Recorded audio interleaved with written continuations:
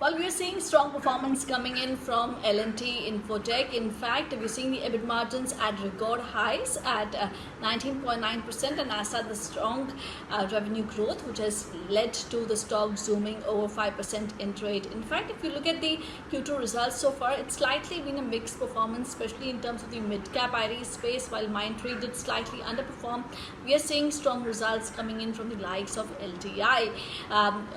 If you look at the LTI revenues, well, the revenues in constant currency terms grew nearly around 2.3% quarter on quarter and 10.5% YOY, and the strong revenue growth was led by the BFS segment as well as the manufacturing segment, which together contribute over 46% to the overall revenues.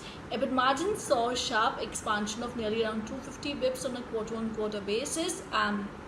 This was led by improved utilization, cost control measures and efficient execution, and as such we did see a huge amount of profit growth of 9.7% quarter on quarter with profits of nearly around 457 crore, and we're seeing a healthy growth overall in terms of the revenues as well as the profit, and EBIT margins are at record high.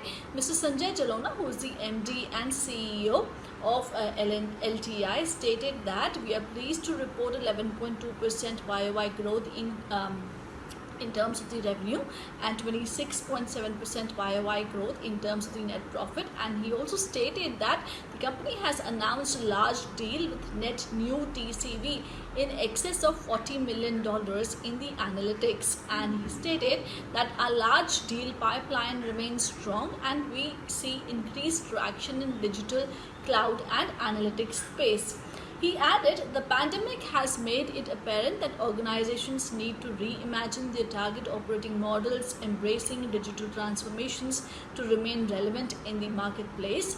This represents tremendous opportunities for companies like LTI with comprehensive digital transformation capabilities. In fact, if you look at their overall revenue at itself for LTI from the digital contribution, the share of digital contribution has improved sharply for LTI, which has improved to 42.9% during this quarter versus a 42% in the last quarter, and the digital revenues grew 5.8% quarter on quarter.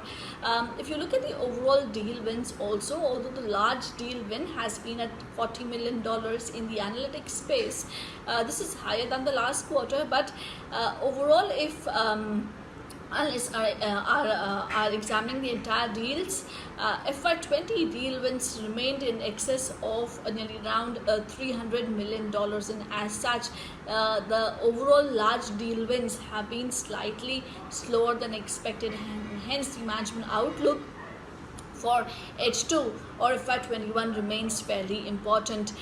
Growth has been led by the BFS segment, which contributes 30% to the revenues, and this segment has grown 9.5% quarter on quarter in constant currency terms, followed by the manufacturing segment, which contributes 16.2% to the overall revenues, and the manufacturing segment grew 5.4% QOQ.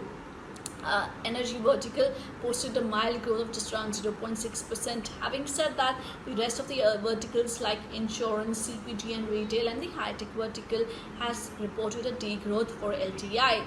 In terms of the geography mix, North America contributes nearly around 69% to the overall revenues, and this has grown just around 0.4% quarter on quarter in constant currency terms. So in terms of the geographies, the growth has been led by Europe, which grew 9.3% QOQ, and rest of the world, which grew 5.9% QOQ. India has grown around 2% quarter on quarter in constant currency terms. So overall a good growth, I would say, especially on the EBIT margin front. We would wait for the entire outlook coming in from the management, but as of now the stock has zoomed over 5% in trade, and the stock also did record highs in trade just a few weeks ago. It's good going for LTI in quarter 2 at least.